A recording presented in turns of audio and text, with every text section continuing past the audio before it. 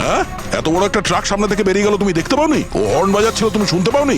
হ্যাঁ, আত্মহত্যা করার চেষ্টা করছিলে কি? মনে হচ্ছে দেখতেও পায় না, শুনতেও পায় না। কিন্তু এই রাস্তায় একা কি করছে? কে কে আছে এখানে? আকাশ দাদা, কে আপনি? কে? তার মানে আপনি দেখতে পান? তাহলে আপনি আমি আর ওই ট্রাক দেখতে পাননি? চাপা দিয়ে চলে যেত আপনাকে যদি আমি আপনাকে না বাঁচাতাম।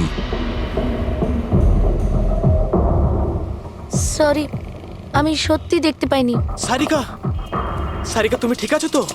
সারিকা, তুমি একলা কোথায় চলে গেছিলে? তোমার যদি কিছু হয়ে যেত তাহলে? আমি আগেই বলেছিলাম আমরা প্রপার্টি দেখতে যাচ্ছি, ওকে সাথে করে নিয়ে যাওয়ার কোনো দরকারই ছিল না, কিন্তু আমার কথা কেউ শোনেই না। রজনী প্লিজ থামো তুমি। ইনি ঠিকই বলছেন, আমি নিজে দেখেছি। ওনার লেফট সাইড দিয়ে একটা ট্রাক আসছিল, উনি দেখতে পাননি। ও হর্ন বাজাচ্ছিল, শোনেনি। চাপা দিয়ে চলে যেত ট্রাক যদি আমি না থাকতাম। থ্যাংক ইউ দাদা, থ্যাংক ইউ ভেরি মাচ। হ্যাঁ দাদা, সত্যি ও ট্রাকের আওয়াজ শুনতেও পাইনি আর দেখতেও পাইনি। তার মানে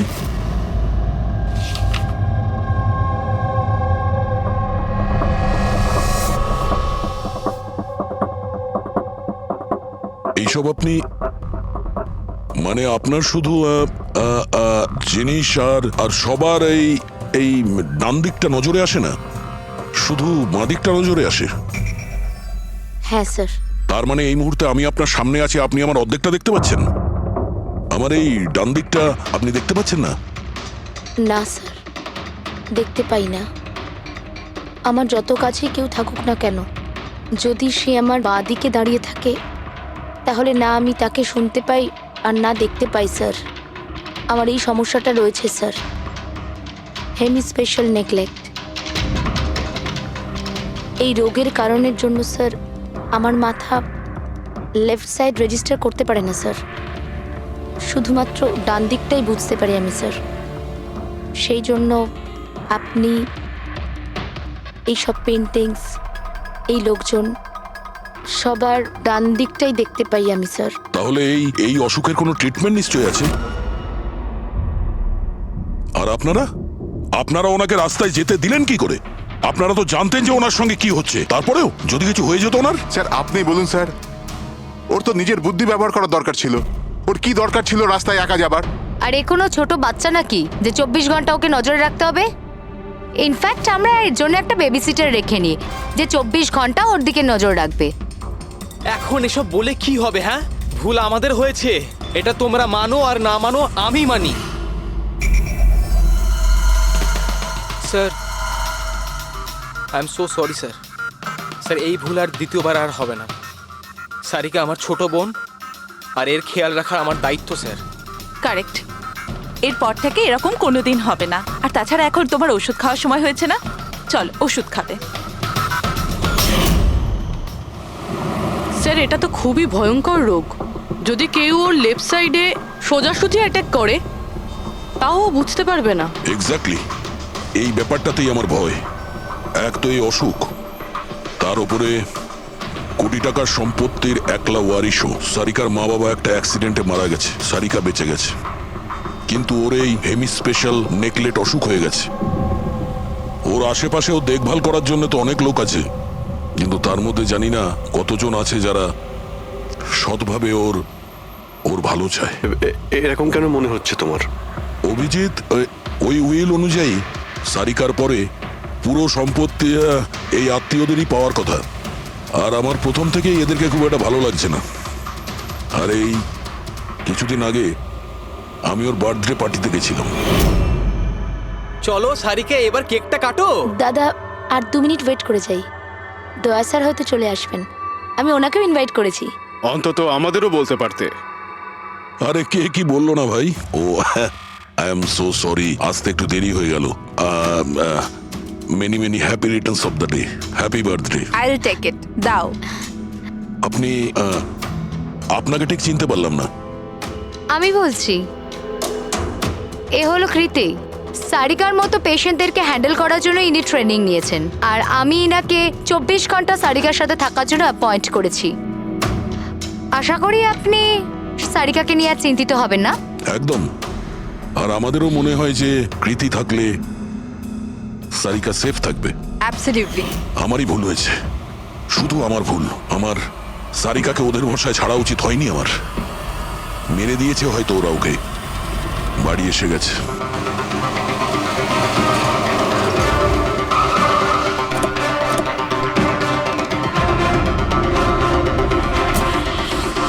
কোথায় ও? হ্যাঁ, কি করেছো তোমরা ওর সাথে? স্যার, আমরা তো জানি না কি হয়েছে। আমরা তো কিছুই করিনি স্যার।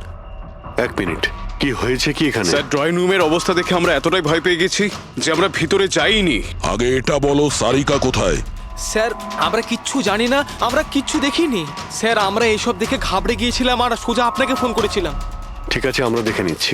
পঙ্কজ, এদের সবার স্টেটমেন্ট রেকর্ড করো, আর কাউকে ভিতরে আসতে দেবে না।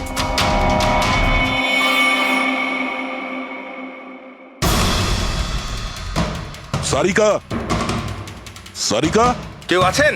এখানে তো মনে হচ্ছে অনেক কিছুই হয়েছে। এত রক্ত তো কোনো একজনের হতেই পারে না।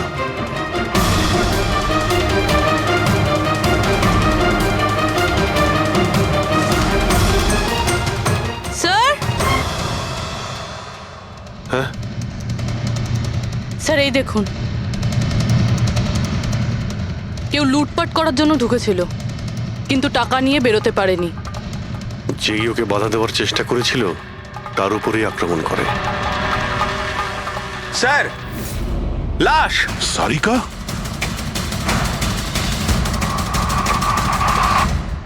ও নো। মানালি তো এ। এরপর থেকে এরকম কোনোদিন হবে না। আর তাছাড়া এখন তোমার ওষুধ খাওয়ার সময় হয়েছে না? সারিকার ছোট বৌদি, জয়ন্ত স্ত্রী। তাহলে ও কোথায় আছে?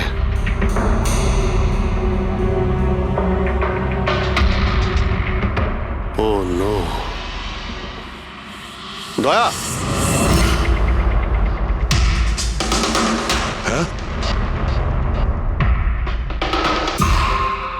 এ হলো কৃতি। সারিকার মতো পেশেন্টদেরকে হ্যান্ডেল করার জন্য ইনি ট্রেনিং নিয়েছেন। এটা তো কৃতি। তুমি চেনো? হ্যাঁ, কৃতি স্যার, পালস চলছে, এখনো বেঁচে আছে। এ সারিকার রুমের বাইরে। সারিকা, সারিকা, ফ্রেডি, এক্ষুনি অ্যাম্বুলেন্সের ব্যবস্থা করো। একে হসপিটালে পাঠাতে হবে। সারিকা, সারিকা,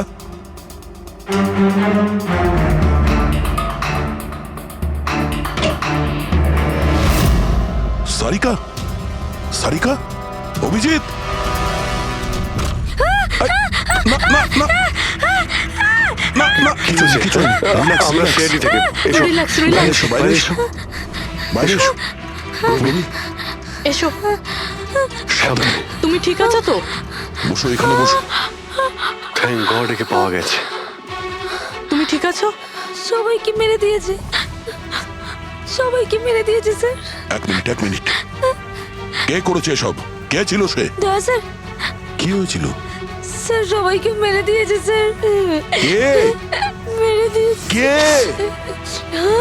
কে মেরেছে? মেরে দিয়েছে স্যার। আমার মনে হয় এক্ষুনি একে হসপিটালে পাঠানো উচিত। ওর মানসিক অবস্থা ঠিক নেই। ওটাই ঠিক হবে। মনে হচ্ছে শক পেয়েছে। রবি, তোলো একে। ওঠো, ওঠো। আমার সাথে এসো।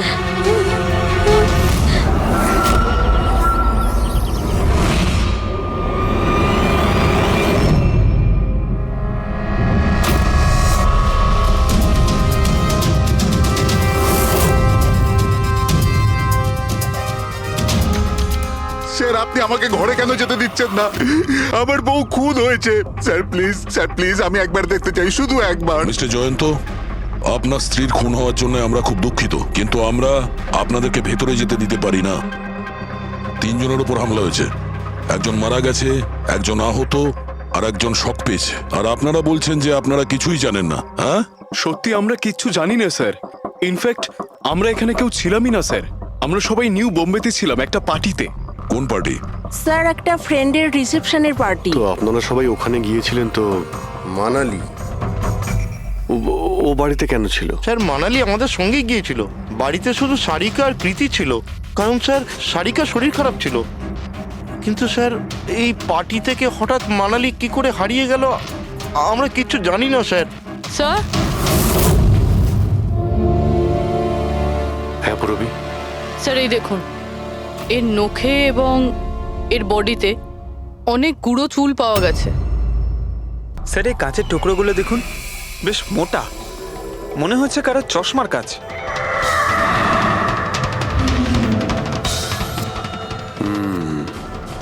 চশমারই মনে হচ্ছে। রেখে দাও সাবধানে। এই টেনে নিয়ে যাওয়ার চিহ্নের সঙ্গে রক্তের ফোঁটা।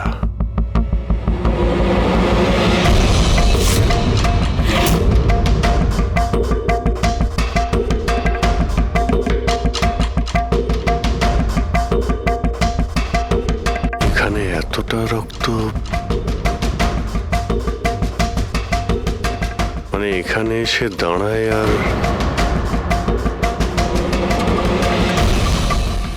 বাইকের চাকার দাগ। কেউ আহত অবস্থায় এখানে আসে আর বাইকে উঠে এখান থেকে বেরিয়ে যায়। আচ্ছা একটা কথা বলুন তো, আপনাদের মধ্যে বাইক কার কাছে আছে? বাইক? না স্যার বাইক তো কারুর কাছে নেই, আমাদের সবার কাছে নিজের পার্সোনাল গাড়ি আছে স্যার। এই বাড়িতে টোটাল 5টা কার আছে স্যার। কিন্তু অভিজিৎ, এটা কেন জিজ্ঞাসা করছো? কারণ কেউ খুবই আহত অবস্থায় বাইকে উঠে এখান থেকে চলে গেছে, আর আমার পুরো বিশ্বাস যে খুনি সেই। আই থিঙ্ক এর জবাব সারিকাই দিতে পারবে। ওর জ্ঞানটা একবার ফিরে আসুক। বাই দ্য ওয়ে, আপনাদের মধ্যে কি কারো চোট বা আঘাত লেগেছিল? আঘাত আমাদের? স্যার আপনার কথার মানে কি? আমাদের কেন চোট লাগবে? আপনারা আমাদেরকে সন্দেহ করছেন? যতক্ষণ এই কেসটা সলভ না হবে আমরা সবার উপরেই সন্দেহ করব। আর আপনারা যদি আমাদের সঙ্গে সহযোগিতা না করেন তাহলে আমাদের সন্দেহ আরো বেড়ে যাবে। হ্যাঁ, তাই প্লিজ কোঅপারেট।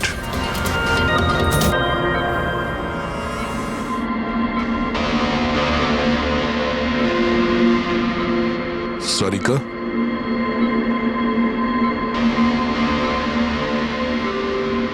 আচ্ছা তুমি কি ঠিক আছো? অভিজিৎ, সারিকা, দয়া স্যার, তুমি ঠিক আছো? স্যার মানালি বৌদি আর কৃতি স্যার। কৃতি ঠিক আছে, কিন্তু মানালি মারা গেছে। সামলে কৃতি।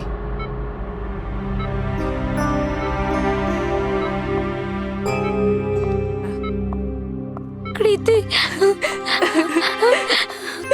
কৃতি, তুমি ঠিক আছো তো? I am so glad you okay. Thank God তুমি ঠিক আছো।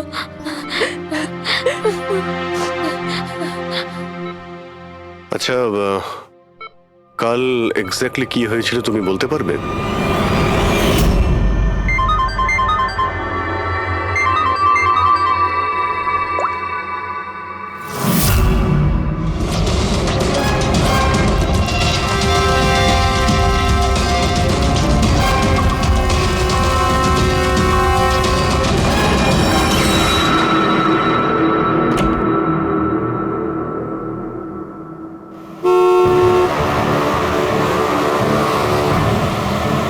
বৌদি,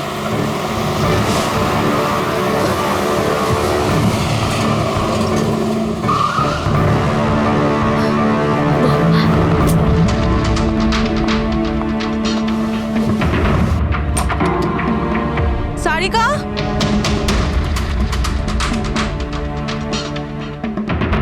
সারিকা, সারিকা কোথায় তুমি? বৌদি, সারিকা, সারিকা,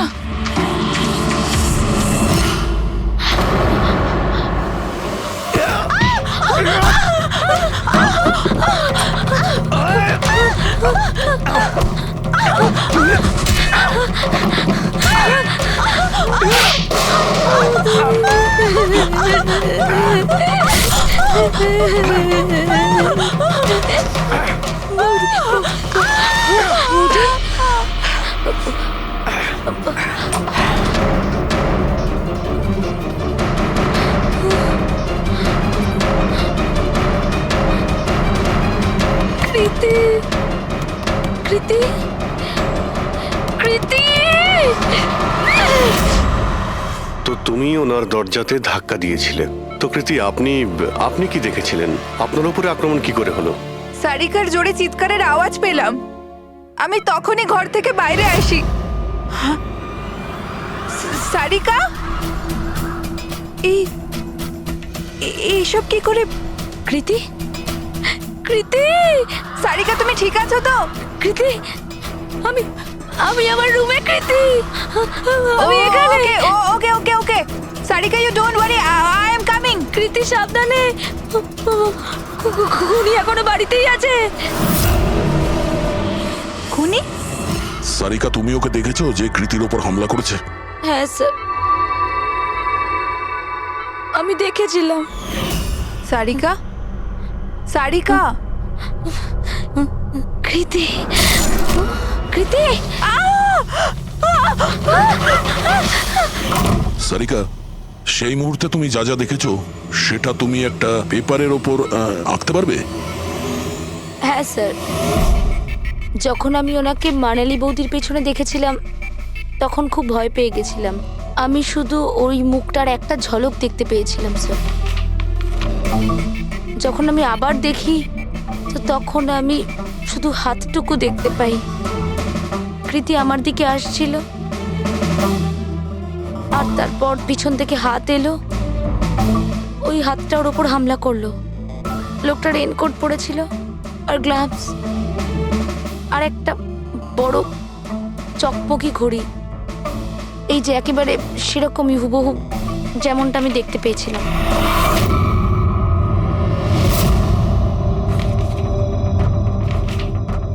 আই হোপ এই অর্ধেক ছবিগুলো দিয়ে আপনারা কিছু উপকার পেয়ে যাবেন হয়তো। চিন্তা করো না, এই অসম্পূর্ণ ছবিটা আমরা কমপ্লিট করব। ফেডরিক, মনোহরের কাছে এই পেন্টিং গুলো নিয়ে যাও আর বলো যে এই স্কেচ যেন কমপ্লিট করে।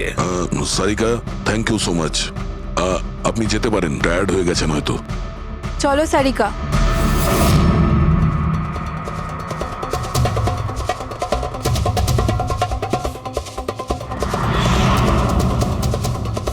এই লোকটাকে তো আগে কখনো দেখিনি স্যার। হতে পারে শুধু এই কাজের জন্যই হায়ার করা হয়েছিল। আর ঠিক সময়ে মানালি ওর প্ল্যানটা ভেস্তে দিল। খুব মন দিয়ে দেখো এই স্কেচটা। এটা সেই লোকটার ছবি যে মানালিকে খুন করেছিল। আপনারা কি একে কোনোদিন দেখেছেন? আমি তো বুঝতেই পারছি না আমাদের কেন সন্দেহ করা হচ্ছে। এক্স্যাক্টলি, আমরা সবাই সারিকার আপনজন, আর আজ আমরা বিজনেসের সব কাজ ছেড়ে এখানে এসেছি শুধুমাত্র সারিকার জন্য। আর আপনাদের মনে হচ্ছে আমরা ওকে মারতে চাইছি? স্যার যে মারা গেছে ও আমার বউ স্যার, আর সারিকা আমার বোনের মতো। স্যার, আমি যখন খুব ছোট ছিলাম আমার বাবা মা মারা গিয়েছিল। সারিকার বাবা মাই আমাকে আদর যত্ন করে বড় করে তুলেছে।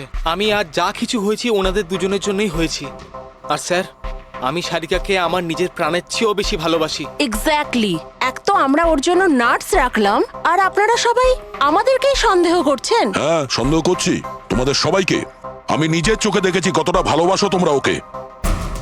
আপনারা সবাই ভালোভাবেই জানেন যদি ওই বেচারির কিছু হয় তাহলে ওর কয়েকশো কোটি টাকার সম্পত্তির তোমাদের সবার মধ্যে ভাগ হবে। ওকে বাড়িতে রেখে তোমরা সবাই পার্টিতে গিয়েছিলে। ওখানে মালিনী কোনো কথা শুনেছিল যে কোনো খুনি ওকে মারতে চলেছে।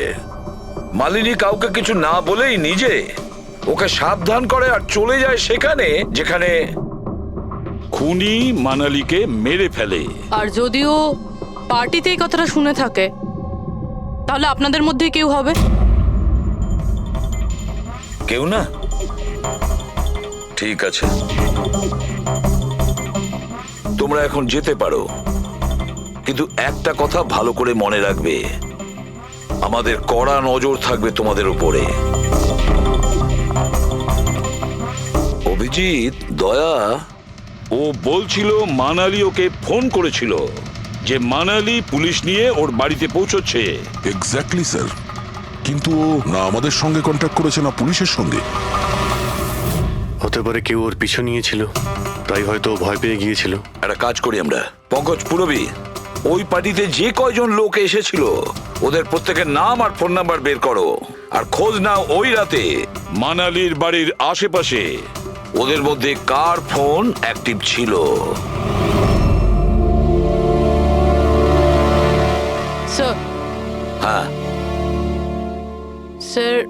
রাতে ওখানে 250 লোক ছিল, কিন্তু স্যার একজন হচ্ছে ঈশান, ওই রাত্রেও পার্টিতে ছিল। আর ওখান থেকে ও সারিকার বাড়ির দিকে গেল যখন মানালি পার্টি ছেড়ে গেল। আর ফোন ওখানেই বন্ধ হয়ে যায় ওদের বাড়িতে। স্যার আর একটা আজব ঘটনা ঘটেছে, মানালি সেই রাতে ওই বাড়িতে ফোন করেইনি, বরং সেখান থেকে ব্যান্ড্রায় গিয়েছিল কোয়াড্রাম, আর তারপর থেকে ফোনটা সুইচড অফ। মানালির সেল ফোন তোর কাছেই ছিল ওই ক্রাইম সিনে?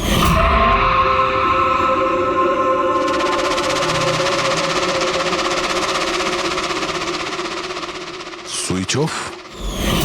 আচ্ছা, এমনটা নয় তো যে ওই ফোনটা আসলে ঈশানের ফোন, ভুল করে ওখানে পড়ে গিয়েছিল? মানে ঈশান সেই রাতে সারিকা ভিলা এসেছিল। ডাকো ওই ঈশানকে বিউরোতে। স্যার আমি করেছিটা কি? আমাকে এখানে কেন ডাকা হয়েছে? ঈশান, একটু আপনার চশমাটা খুলবেন? চশমা? স্যার এটা তো উইদাউট নাম্বারের চশমা, এটা তো আমি রেগুলার পড়ি না। ডক্টর সালুকের কাছে নিয়ে যাও এটা। স্যার আমাকে এটা তো বলুন আমি করেছিটা কি? আমরা আপনাকে এখানে মানালি মার্ডার কেসের ব্যাপারে ডেকেছি। ক্রাইম সিনে আমরা চশমার ভাঙা কাঁচ পেয়েছি, আপনার চশমাটাকে ওই কাচের সঙ্গে ম্যাচ করিয়ে দেখব। কিন্তু স্যার আমি তো ওই জায়গায় যাইনি। যদি তুমি নাই গিয়ে থাকো তাহলে তোমার ফোন ওখানে ওই ভিলাতে কি করছিল? আর মানালির ফোন তোমার বাড়িতে মান্দ্রাতে কিভাবে পৌঁছলো? ওই স্যার পার্টিতে আমাদের ফোন এক্সচেঞ্জ হয়ে গেছিল, কারণ আমাদের ফোন দুটো এক।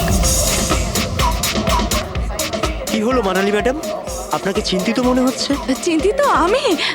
না তো, আসলে আমি ওই জয়ন্ত আর আকাশকে খুঁজছিলাম। আপনি ওদের কোথাও দেখেছেন? হ্যাঁ, ওরা দুজন ভেতরেই হবে। আসলে কি হয়েছে, এত চেঁচামেচি আর এই ডিস্কোতে আমি কিছু বুঝেই উঠতে পারছি না। আপনি প্লিজ আমাকে একটু হেল্প করে দেবেন ওদের খুঁজে পেতে? আমি ওদের ভেতর থেকে আপনার কাছে পাঠাচ্ছি।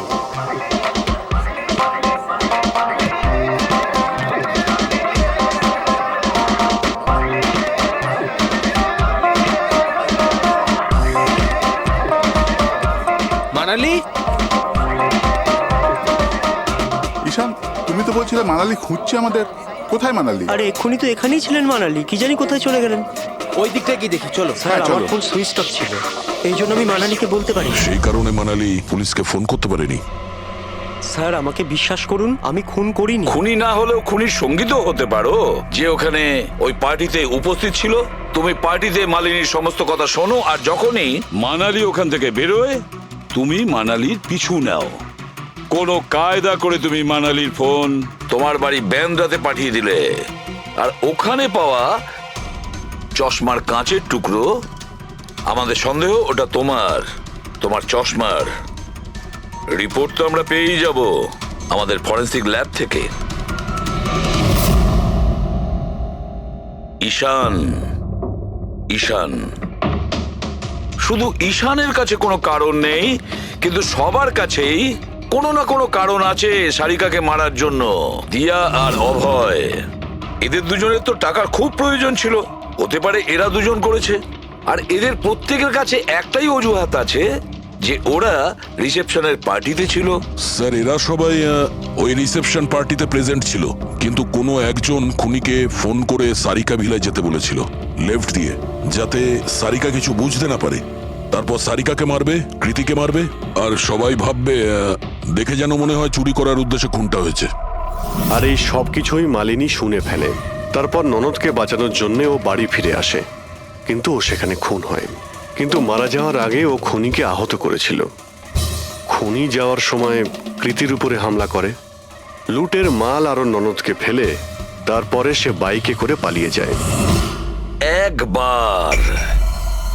শুধু একবার এই খুনির ব্যাপারে কিছু যদি জানতে পারি না, কিছু, তাহলে ধরে নাও মাস্টার মাইন্ড আমাদের হাতে।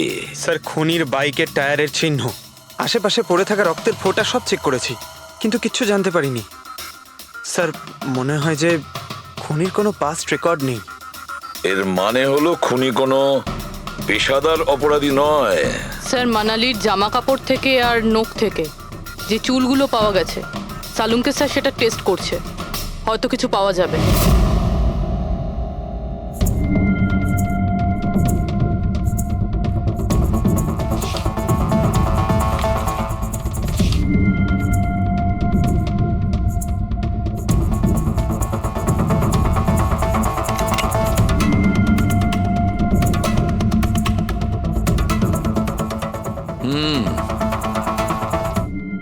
আমার আন্দাজ একদম ঠিক ছিল। এবার শুধু ডিএনএ রিপোর্টটা দরকার। হ্যাঁ সালুকে। বস, হ্যাঁ, একটা কথা ঠিক যে ঈশান খুনি নয়, কারণ ক্রাইম স্পট থেকে এই যে চশমার লেন্সের ভাঙা টুকরো পাওয়া গেছে, এইগুলো ঈশানের চশমার সঙ্গে ম্যাচ করছে না। এক তো ঈশানের চশমার পাওয়ার 0, আর দ্বিতীয়ত ঈশানের যে চশমাটা তার লেন্সগুলো একদম নর্মাল, কিন্তু এই লেন্সটা ফটোক্রোম্যাটিক, মানে রোদের সঙ্গে রং পাল্টায়। আচ্ছা, ওই যে রক্ত পাওয়া গিয়েছিল ওই বাইকে টায়ারের মার্কের কাছে, সেটা কি খুনির রক্ত? হ্যাঁ, ওই রক্তটা খুনিরই, যার বয়স 25 থেকে 30 বছরের মধ্যে। আর মানালির নখে যে চুলটা পাওয়া গেছে ওটা নিশ্চয়ই খুনির। আসলে বস, হাতাহাতি করবার সময় চুল গোড়া থেকে উপড়ে আসে, অথচ এই যে চুলটা, এটা উপড়ে আসেনি, কাটা হয়েছে। আর এইটা দেখো স্ক্রিনে, যতগুলো চুল আছে সব আলাদা আলাদা রকমের। কোনো চুল সিধে, কোনোটা কোঁকড়ানো, আর ওগুলো রং দেখো, প্রত্যেকটা চুলের রং আলাদা। কোনোটা কালো, কোনোটা ব্রাউন, কোনোটা ডার্ক ব্রাউন, আর ওই গোল্ডেনও আছে। এই চুলগুলো একটা লোকের হতেই পারে না। আলাদা আলাদা লোকের চুল? হ্যাঁ দয়া, এই চুল থেকে আমরা বিভিন্ন ধরনের কেমিক্যাল পেয়েছি, যেমন হচ্ছে কেরাটিন, ফিফটাইন, আরো অনেক কিছু। আমার মনে হচ্ছে না যে এই চুলগুলো কোনো একজন লোকের মাথার চুল। Hello? Oh good, very good, thank you very much, good news, bye. DNA টেস্টের রিপোর্ট, এই রিপোর্ট এই বিষয়টা কনফার্ম করছে যে এই যে চুলগুলো সেগুলো কোনো একজন ব্যক্তির চুল নয়।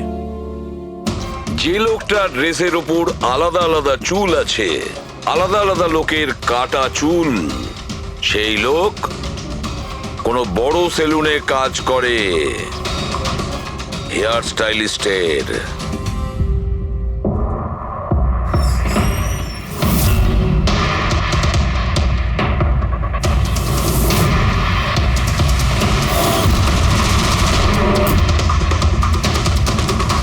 স্যার, এ তো বিমল, আমাদের স্পায়ের স্টার হেয়ার স্টাইলিস্ট। স্যার, এখানে যেই আসুক না কেন সবাই ওর কাছেই হেয়ার স্টাইল করতে চাইতো। কিন্তু স্যার, এই কিছুদিন ধরেই হলো এই টাকা পয়সা নিয়ে ভীষণ চিন্তিত থাকতো। এর জুয়া খেলার খুব অভ্যাস ছিল। কিন্তু স্যার, এই খুন করবে এটা স্যার আমি একদম ভাবতেই পারছি না। যাই হোক, এখনো কোথায় আছে বলতে স্যার, পারবেন? একে এখন কোথায় পাবেন এটা আমি বলতে পারবো না, তবে কিছুদিন যাবত এখানেও কাজে আসছে না, আর নাও ও আমার ফোন তুলছে। আপনি ওর ফোন নাম্বার আর অ্যাড্রেসটা দিন আমাদের। হ্যাঁ স্যার, আমি এখনই আনছি।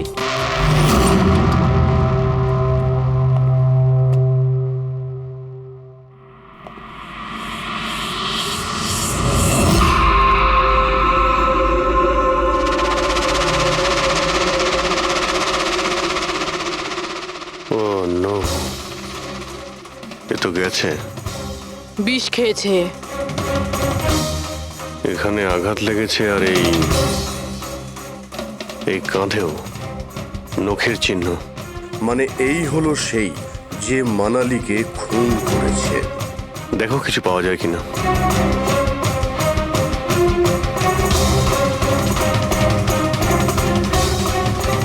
স্যার, হ্যাঁ, আমি বিমলের বাইকটা চেক করলাম স্যার। বাইকটার হ্যান্ডেলে শুকিয়ে যাওয়া রক্ত আর কাঁদালে আই এম শিওর স্যার এগুলো ওই বাড়িটার ব্যাকইয়ার্ড থেকেই লেগেছে।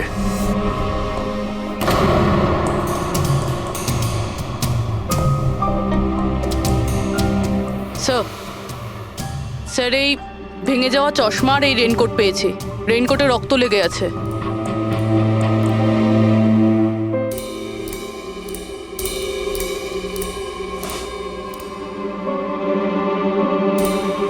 এই দেখতে পাচ্ছ, বাঁ হাতে ঘড়ি। হ্যাঁ, তাহলে স্যার যদি বিমল বাঁ হাতে ঘড়ি পরতো তাহলে ও কি করে বললো যে ডান হাতে ঘড়ি পরা ছিল? রাতে পার্টিতে মানালি কেউ সারিকাকে খুন করবে সেই আলোচনা শুনে ফেলে, আর তখন মানালি ঈশানের কাছে সাহায্য চায়। ওকে বলে যে জয়ন্ত আর আকাশকে ওখানে পাঠিয়ে দিতে। এর মানে আকাশ আর জয়ন্ত দুজনেই নির্দোষ। বাকি রইল এই তিনজন, রজনী, অভয় আর দিয়া। ওই খুনের মাস্টারমাইন্ড এই তিনজনের মধ্যেই কেউ হবে। আচ্ছা স্যার, ওই কলের অন্যদিকে কে ছিল? স্যার ওই বিমল হতে পারে। না স্যার, আমি বিমলের ফোন রেকর্ড চেক করেছি। ওই রাত্রে ওদের মধ্যে কেউই বিমলকে ফোন করেনি। তাহলে অপর প্রান্তে কে ছিল সেদিন? ল্যান্ডলাইন? আচ্ছা, ওদের বাড়ির ল্যান্ডলাইন ফোন? হ্যাঁ, হতে পারে। ফ্রেডি, পঙ্কজ, একটু খোঁজ নিয়ে দেখো তো 11টার আশেপাশে ওদের ল্যান্ডলাইনে কেউ ফোন করেছিল কিনা। ওই মেয়েটার কথা অনুযায়ী খুনির ডান হাতে ঘড়ি পড়েছিল, যেখানে বিমল বাঁ হাতে ঘড়ি পড়েছিল। আরও এটাও বলেছিল যে খুনি যে রেনকোট পরেছিল সেটা ব্লু কালারের ছিল, কিন্তু আমরা বিমলের বাড়ি থেকে যে রেনকোট পেয়েছি সেটা কালো ছিল। হতে পারে সারিকা কিছু ভুল করেছিল, ঠিকমতো দেখতে পাইনিও। স্যার, স্যার ওই রাতে 11:30টার সময় বাড়িতে কেউ ফোন করেছিল। কে ফোন করেছিল? আপনারা সত্যি বলছেন এই সব কিছুর পেছনে আমার নিজের লোকের হাত আছে? একটু অপেক্ষা করুন, সব জানতে পারবেন। স্যার, আপনারা আবার কেন খোঁজ খবর নিচ্ছেন? একবার তো খোঁজ খবর নিয়েছেন। সেদিন প্রমাণ একত্রিত করার জন্য আর আজ কেস ক্লোজ করার জন্য। আপনি একটু অপেক্ষা করুন, এখনই সবকিছু জানতে পেরে যাবেন। স্যার, পেয়ে গেছি। কিন্তু এটা তো সেই রেনকোটটাই যেটা ওই খুনি পড়েছিল। এখানে কি করে এলো? বলছি, তুমি বলেছিলে যে মানালি তোমাকে দৌড়ে এইখানে বাঁচাতে এসেছিল, কারণ ও ওখানে পার্টিতে শুনেছিল যে কেউ তোমাকে খুন করতে চায়। কিন্তু সে খুনি ছিল না, সেই ছিল যে এই পুরো প্ল্যানটা করেছিল। আর যার সঙ্গে ওর ফোনে কথা হয় সেও কিন্তু খুনি নয়, অন্য কেউ ছিল। সেই সময় এই বাড়িতেই সে তোমার সঙ্গে উপস্থিত ছিল। বাড়িতে? ওই সময় আমার সাথে কৃতি, কারেক্ট? এটা পুরো প্ল্যান ছিল। খুনি কাজ ভেঙে বাড়ির ভেতরে ঢোকে, কিন্তু গন্ডগোল তখন হলো যখন ও মানালিকে মারল সারিকা ভেবে। মানালি তো মারা গেল, কিন্তু মরার আগে ও খুনিকে এতটাই আহত করে দিয়েছিল যে খুনি এখানে সারিকাকে মারার জন্য দাঁড়ায়নি, পালিয়ে গেছে। স্যার স্যার, এক মিনিট, যদি খুনি পালিয়ে গেল তাহলে কৃতিকে কে মারলো? কারণ সারিকা নিজের চোখে কৃতির ওপর হামলা হতে দেখেছে। হ্যাঁ, আমি দেখেছিলাম। ওই হাতটা এলো আর ও কৃতির ওপর হামলা করেছিল। হামলা তো হয়েছে, কিন্তু করলোটা কে?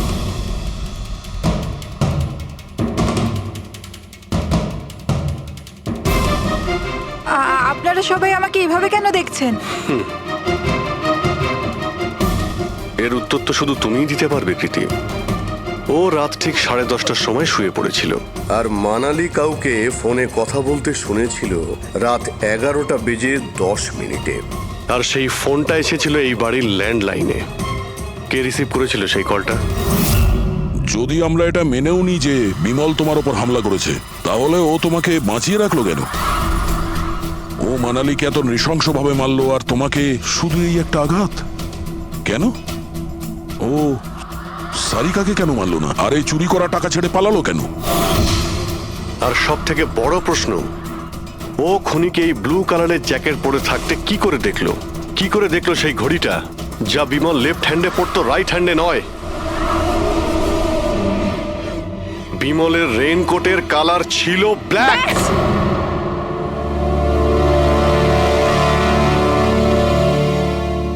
ঠিক চিনেছেন আপনারা। ওই হামলা আমি নিজেই করেছিলাম।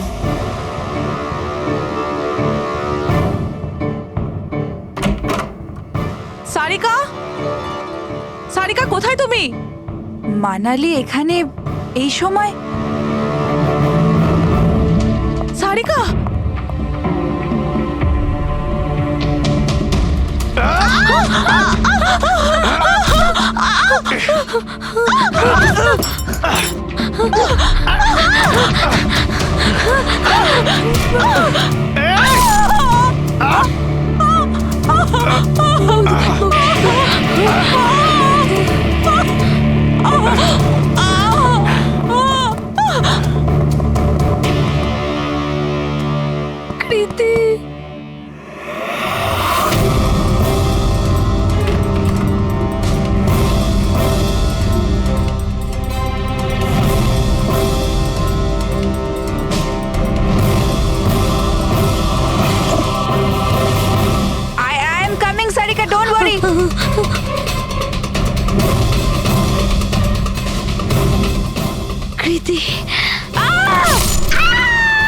কারণ আমি চাইনি কেউ আমার উপর সন্দেহ করুক। আর তুমি যখন এত কিছু বলেই দিলে তখন ওই মাস্টার মাইন্ডের নামটাও বলে দাও। হ্যাঁ, আর তুমি যদি বলো ওর নামটা আমি বলে দিই, যে মানালিকে মেরেছে আর সারিকাকে মারতে পারতো। কি রজনী দেবী, আপনি জানেন আমরা কার কথা বলছি? রজনী তুমি? হ্যালো, কিলার শার্প 11:30টায় পৌঁছে যাবে। সারিকার খেলা শেষ, যে কোনো মূল্যে করতেই হবে। ওই আমার বাকি টাকাটা? তুমি তোমার পয়সা পেয়ে যাবে। ওকে।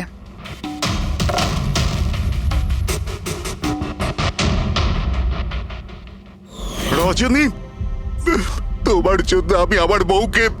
আমার পয়সার দরকার ছিল। সারিকার বেবি সিটিং করতে করতে আমি হাঁপিয়ে উঠেছিলাম। আর এইসব তোমার জন্য হয়েছে আকাশ। তোমার জন্য আমরা সবাই সারিকার আয়া হয়েছিলাম। আমাকে আমার জীবন যাপন করতে হতো আগের মতো। এই জন্য আমি প্ল্যান করেছিলাম আর কৃতিকে বাড়িতে নিয়ে এসেছিলাম। পার্টিতে যাওয়াও আগে থেকেই ঠিক ছিল, যাতে আমি সময় পাই প্ল্যান করার। সব ঠিক চলছিল, শুধু বিমলের ব্যাপারে একটু ভুল হয়ে গেল। না হলে এত কিছু হয়ে যাওয়ার পরেও দেখছি তোমার কোনো অনুতাপ নেই, বরং নিজের প্ল্যান নিয়ে গর্ব করছো। তুমি অনেক সময় পাবে নিজের প্ল্যানের ভুল ত্রুটি ধরার, কারণ তোমার এই বাকি জীবন এবার তোমাকে জেলের মধ্যে বসেই কাটাতে হবে। খুন করেছে।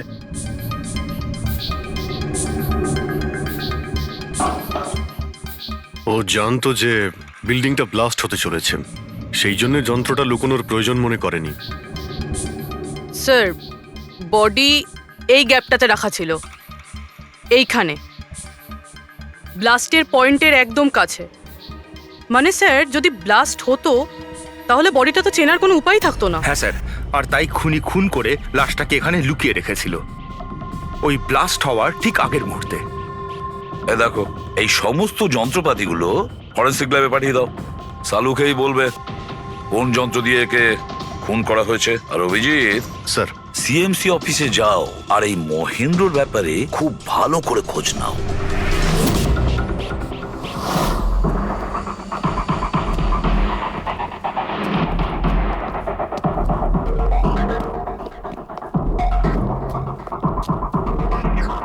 এক্সকিউজ মি, লাঞ্চের সময় হয়ে গেছে, এখন 2টোর পরে আসুন।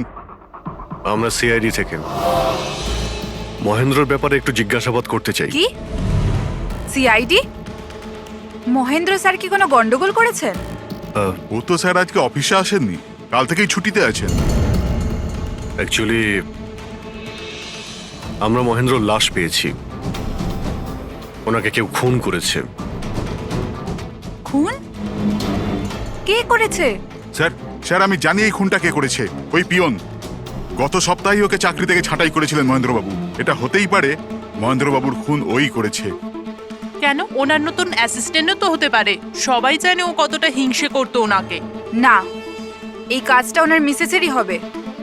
মনে হচ্ছে এই মহেন্দ্রবাবুকে সবাই পছন্দ করতো না। কি হচ্ছে এখানে? তোমরা কি সব গল্প করতে এসেছো? হ্যাঁ, চলো। এটা কিভাবে সম্ভব? স্যার, আপনি বেঁচে আছেন? এনারা তো বলছিলেন আপনার মার্ডার হয়ে গেছে। মার্ডার? আমার? কি মজা করছো? এক মিনিট আপনি কে? আমরা সিআইডি থেকে। সিআইডি? স্যার আমি মহেন্দ্র। মহেন্দ্র? এই মহেন্দ্র নামে কি দুজন লোক ছিল তাহলে? স্যার এইসব কি বলছেন? আমার মার্ডার কি করে হবে? এক মিনিট, আমার মনে হয় যে মহেন্দ্রবাবু কিছু গন্ডগোল হয়েছে। যদি আপনি সিএমসি অফিসার মহেন্দ্র হন তাহলে ইনি কে চেনেন আপনি? আরে এ তো অশোক। অশোক তো? অশোক? হ্যাঁ স্যার, এই অশোক সামনের ওটিপি রেস্টুরেন্টে কাজ করে, ওয়েটার ওখানে। ওয়েটার? হ্যাঁ। তাহলে বিল্ডিং এর লোকেরা একে সিএমসি অফিসার মহেন্দ্র কেন বলছিল? এই লোকটা এখানে কাজ করতো? হ্যাঁ স্যার, এখানেই কাজ করতো। আগের সপ্তাহতেই তো আমি একে চাকরি থেকে বের করেছিলাম। কি হয়েছে? একে খুন করা হয়েছে। খুন? কিন্তু এখানে তো আগের সপ্তাহ থেকেও আসেনি স্যার। আপনি ওনাকে চাকরি থেকে তাড়িয়েছিলেন কেন? স্যার ও সবার সামনে আমাকে উল্টোপাল্টা বলেছিল স্যার। তাই বার করতে বাধ্য হলাম। এমন কি করেছিল সে? স্যার জানি না স্যার, কিন্তু কিছুদিন ধরেই কিছু না বলেই ও উদাও হয়ে যেত বাইক নিয়ে, তাও আবার ধান্দার সময় স্যার। আর আমি যখন জিজ্ঞেস করলাম আমাকেই উল্টোপাল্টা বললো আমি কাজ করবো না, নিজের কাজ নিজের কাছেই রাখো। তাহলে ও বাইক নিয়ে চলে যেত আর আপনি জানেনও না ও কোথায় যেত? না স্যার, আমি জিজ্ঞেস করেছিলাম কিন্তু ও কখনো আমায় বলেনি। আচ্ছা, ও কি প্রত্যেক দিনই এখান থেকে বেরিয়ে যেত? স্যার প্রত্যেক দিন যেত একই টাইমে, 1টার সময় উদয় হয়ে যেত আর 2টোর সময় ফেরত চলে আসতো। হ্যাঁ স্যার, এই হলো সেই রেস্টুরেন্টটা যেখানে অশোক কাজ করত। প্রত্যেকদিন 1টার সময় বেরিয়ে যেত আর 2টোর সময় চলে আসতো। তার মানে হলো যাওয়া আসা এবং যে কাজের জন্য বেরোতো সেটা করে 1 ঘন্টায় ফিরে আসা। স্যার, যে দিন এই অশোক রেস্টুরেন্ট থেকে উধাও হয়ে গেছিল ওই দিনগুলোর অনেক রিপোর্ট আমরা চেয়েছি, আর ওই রিপোর্ট অনুযায়ী ওই দিনগুলোতে 1টা থেকে 2টোর মধ্যে যে ট্রাফিকের যা পরিস্থিতি ছিল ওই এরিয়াতে, সেই হিসেবে এই পর্যন্ত যেতে পারে। এই পুরো এরিয়াটা 7-8 কিলোমিটারের মধ্যেই মনে হচ্ছে। হ্যাঁ স্যার, কিন্তু ওর মোবাইলটা সারাক্ষণ বন্ধই ছিল, তাই ওর লোকেশন পাইনি। স্যার, হ্যাঁ স্যার লোকেশন তো খুঁজে পাইনি, কিন্তু ফোন রেকর্ড থেকে একটা কথা বুঝতে পেরেছি।